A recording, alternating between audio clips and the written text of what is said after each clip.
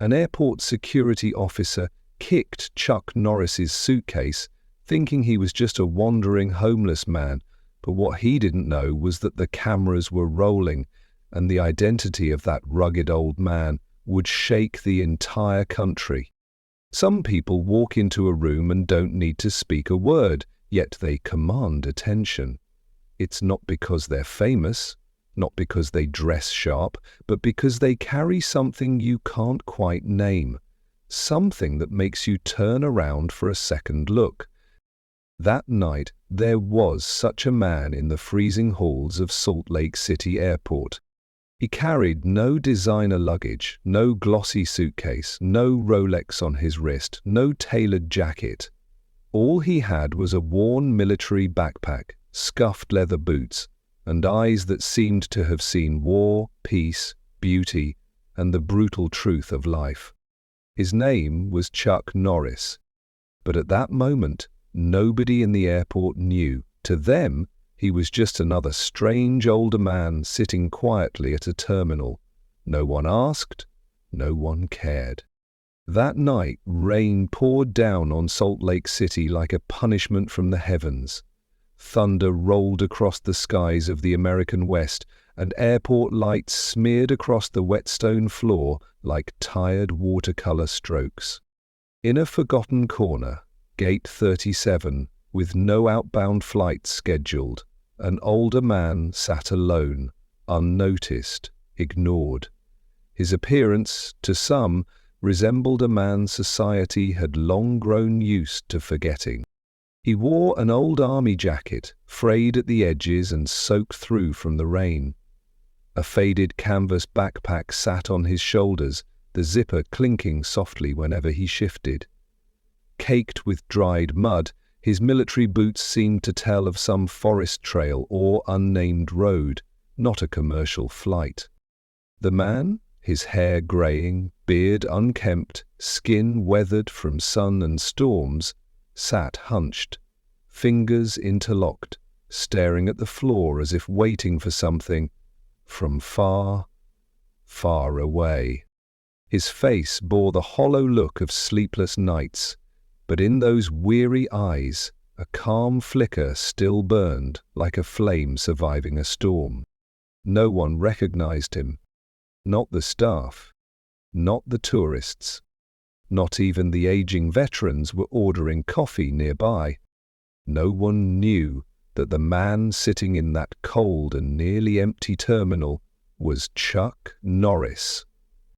A film legend, a silent warrior, a living icon who once struck fear into enemies, now sitting like someone the world had left behind. No one knew he had just returned from a covert mission in Eastern Europe, a place still haunted by smoke and memory, a place where old American soldiers no longer make headlines. No one knew he had stood under falling bombs to evacuate a group of wounded veterans, quietly. No press, no medals, no recognition. The entire trip, unseen, untold. Because Chuck never did it to be seen, he came to the airport with one purpose: to wait, not for an assistant, not for security, but for an old friend, someone who once fought beside him more than 30 years ago. A man who now ran a tiny veterans shelter near the airport. That friend had promised to pick him up, but hadn't shown up. And so Chuck waited while the world rushed past him in a blur of rolling suitcases and overhead announcements. Some glanced at him briefly, then looked away. Maybe they thought he was homeless. Maybe they saw the torn bag, dirty boots, and hunched posture. But none saw what was in that old suitcase. A medal wrapped in a faded shirt. A brown leather notebook holding the names of 17 souls once left for dead, now breathing safely. And within him, a story not yet told. The rain stopped. The cold LED lights flickered across the polished floors. Overhead, the intercom droned on about flight delays. At gate 37, the older man remained alone, leaning against a plastic airport bench. Chuck Norris. He sat there like a weathered tree stump by a riverbank, his frame draped in a frayed army jacket, his muddy boots still bearing the weight of a land far from home. No one recognized him, and perhaps it was too hard to. The world remembered Chuck Norris as strong, stoic, and invincible. But now, with tangled hair, thick beard, sun-darkened skin, and sleepless eyes, he looked no different than a vagrant who had just wandered in from the storm. He had no phone, no Starbucks cup, no noise-cancelling headphones, only silence. Like he was waiting for something that truly mattered. Elsewhere, a young security officer named Elliot was doing his rounds. New to the job, tall, broad-shouldered, his uniform is still stiff and shiny. His eyes darted everywhere, like a rookie with something to prove. "You're assigned gate 35 through 40 tonight," his superior had said. "Keep an eye out for anyone loitering. We've had complaints about the homeless sleeping in waiting areas." And then Elliot saw him. A grimy older man was alone for hours, and there was no check-in record, no visible flight plans, no clear purpose. Elliot approached with suspicion, the radio turned off. He walked over, hand on hip, voice high and assertive, like he'd seen in movies. "Sir, what are you doing here?" Chuck looked up. His voice was hoarse but firm. "I'm waiting for someone." "Wrong answer. No boarding pass? No ticket? No check-in?" Elliot pressed further. "You can't stay in this area without a valid boarding pass. I'll have to call TSA if you don't move." Chuck said nothing. Then, slowly, he pulled out a stained, crumpled piece of paper from his backpack. An old military ID, edges frayed, colors faded by time and rain. "This is my identification," he said quietly. "I'm not causing trouble. I'm just waiting." Elliot scoffed. "What's this? A printout from the ATS? Did you get this laminated at a Kinko's? No RFID chip? No QR code? Come on!" He shook his head in mockery. A few passers-by started to take notice. Still, Chuck remained calm, breathing softly. Elliot grew impatient.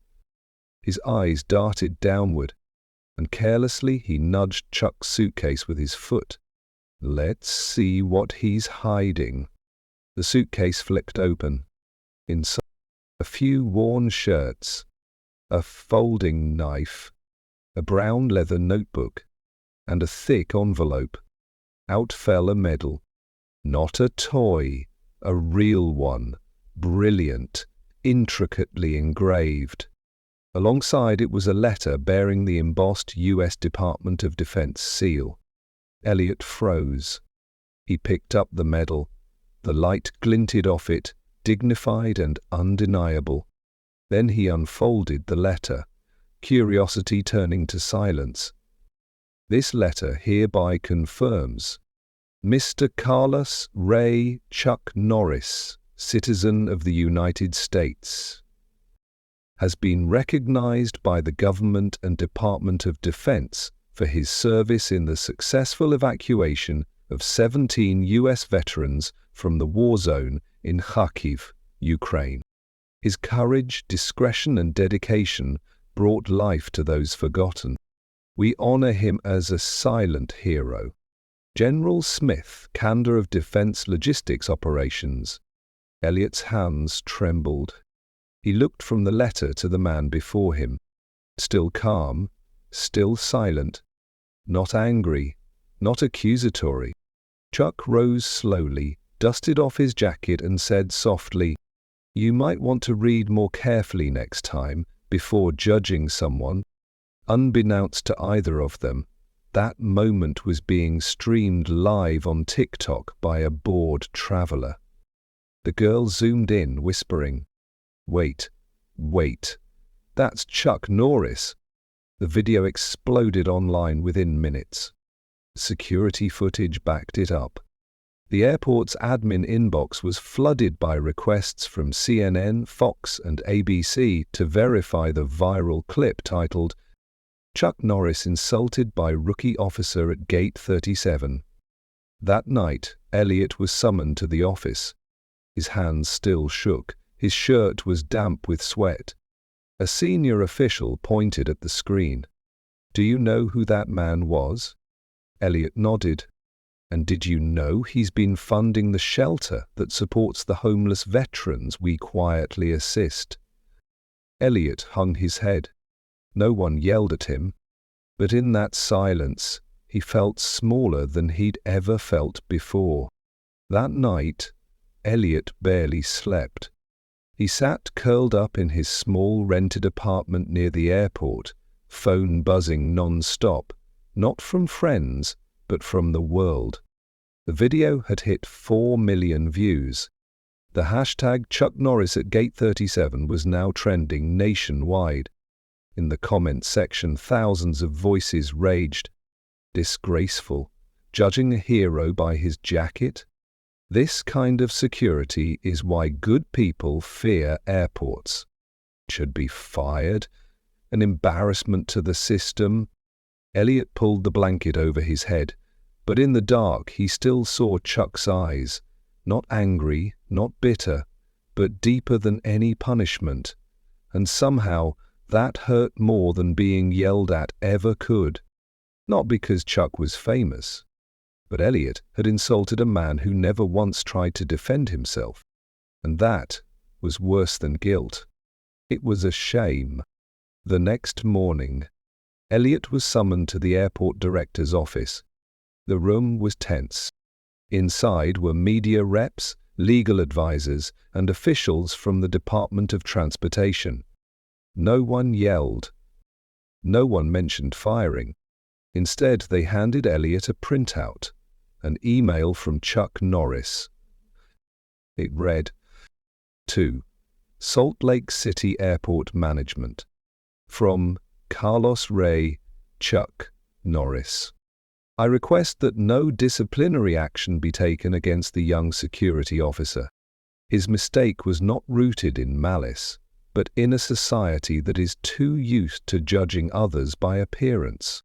Rather than dismiss him before he understands, give him a chance to learn. I don't need an apology. I only hope he walks away with a lesson profound enough to change how he sees people for the rest of his life. Sincerely, Chuck Norris." Elliot read the letter, his throat tightened. Chuck had every right to retaliate. He had the power, the influence, the public backing. But he didn't. He chose forgiveness. Quiet. Wordless. Like a blade cutting straight through Elliot's pride. Later that day, Chuck agreed to attend a press briefing in the airport's central atrium. The event was simple. No fanfare. No security entourage. No PR banners. Just a single mic. And a man in a freshly pressed version of the same old jacket. Everyone expected outrage, demands, perhaps even a lawsuit. But Chuck only bowed his head and thanked them. Then he spoke, not about being insulted, but about the journey he had just returned from in Ukraine, about carrying a double amputee veteran onto a medical plane while mortar shells fell outside. He spoke of a soldier he once knew, who passed through Salt Lake Airport before heading to war.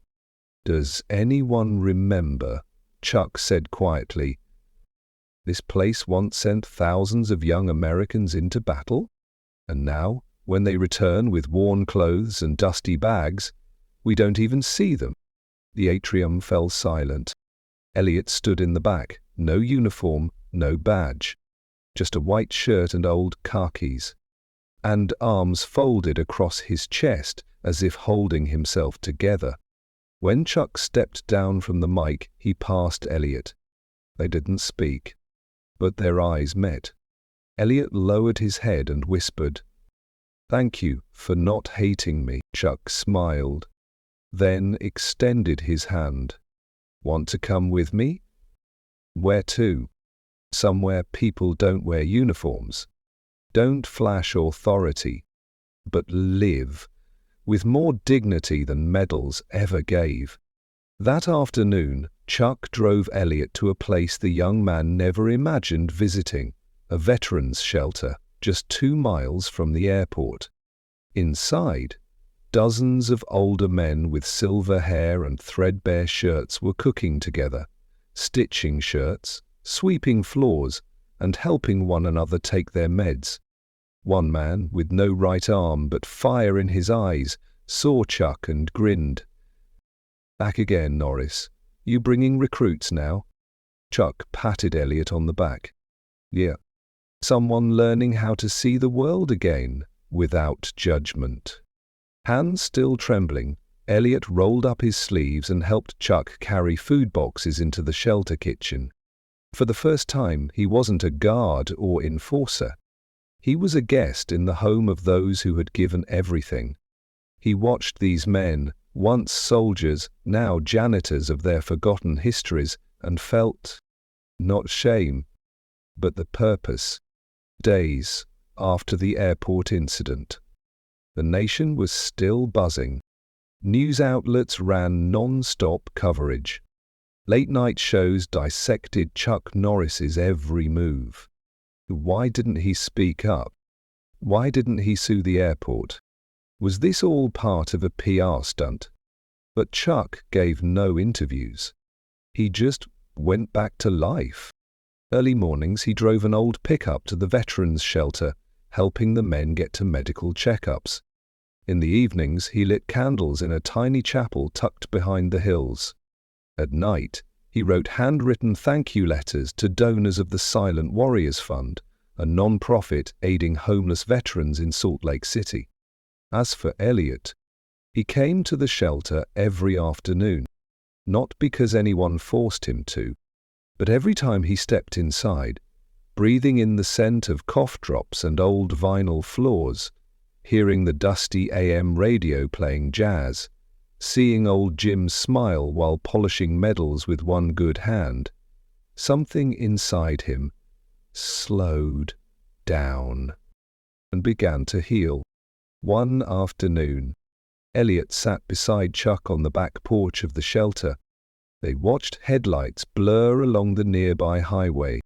Elliot finally asked, "When you do this, Chuck, all this, quietly, you're famous, you don't have to." Chuck smiled, eyes drifting toward the horizon. "Because greatness doesn't need an audience." But the story wasn't done yet. One rainy night, Elliot had just finished his shift at the shelter when he noticed Chuck's truck parked near an office building, which he recognized. The Salt Lake City Airport headquarters. In Chuck's hand, a small battered suitcase, edges worn with time. Elliot hurried over. "Chuck, what are you doing here?" Chuck simply asked, "Will you come with me?"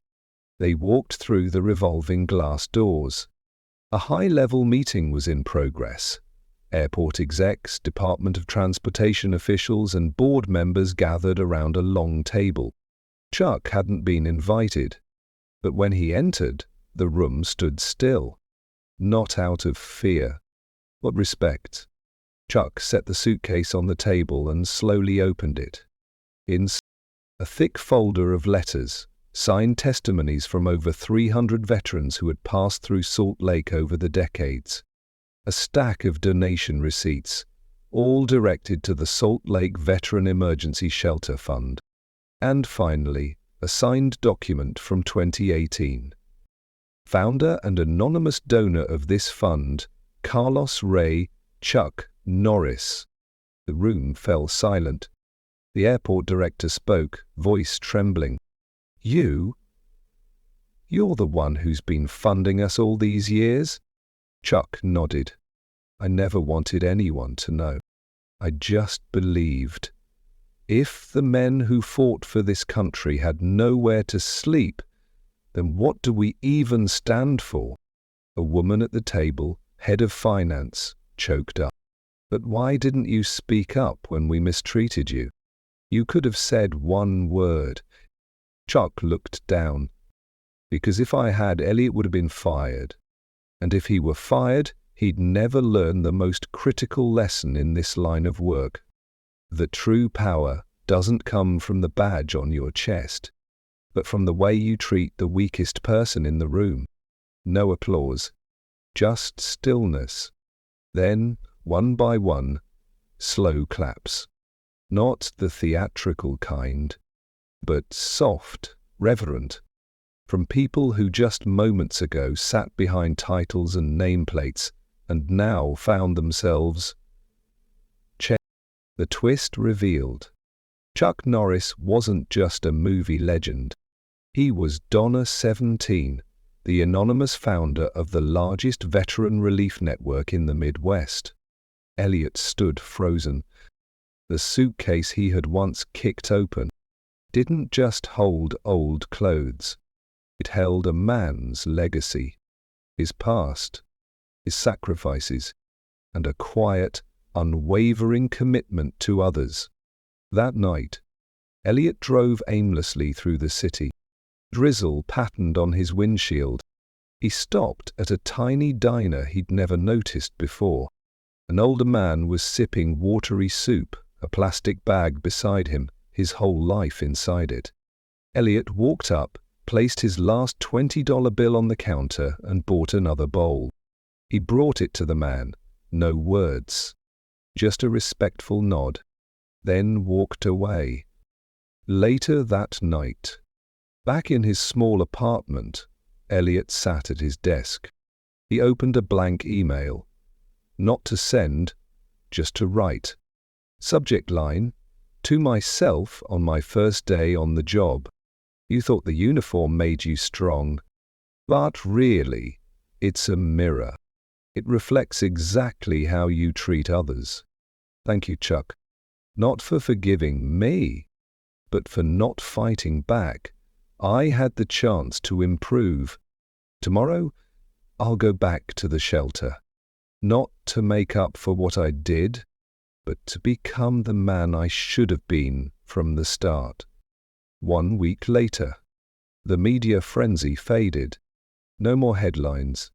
No more hashtags. No more viral streams. But something had changed forever for Elliot, the security guard who once kicked Chuck Norris's suitcase.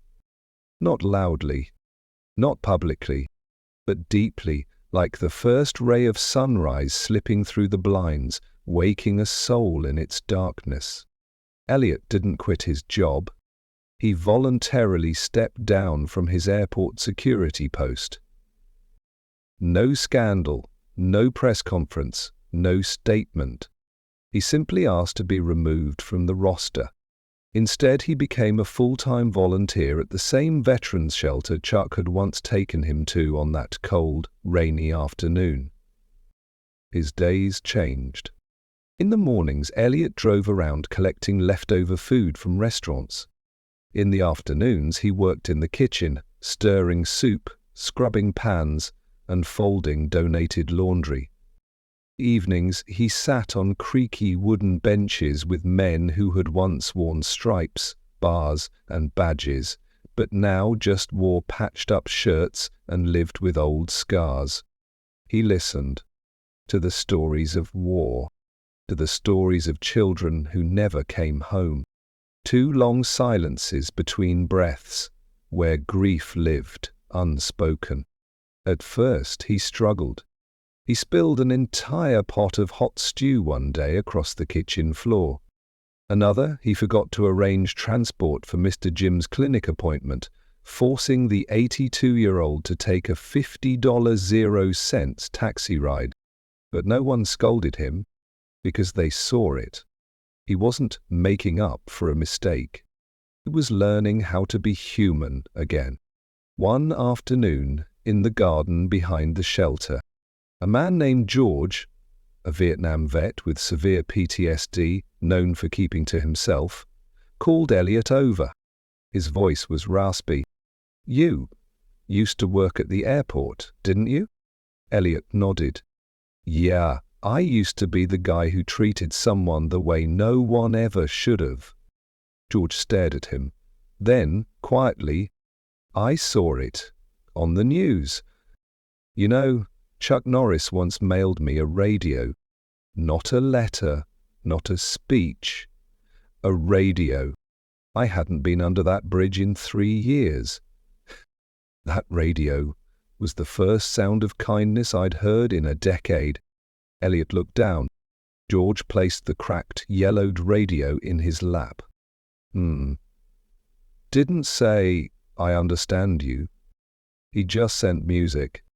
That's what I needed. You too, kid. Don't give me speeches. Just keep doing what's right. That night, Elliot sat on the back porch again. Chuck was there, reading a worn paperback under the porch light. They said nothing, just sat in quiet companionship as headlights from the freeway flickered like fireflies in the distance. After a while, Elliot broke the silence. I never thought life could change this fast. Chuck didn't look up. He just nodded.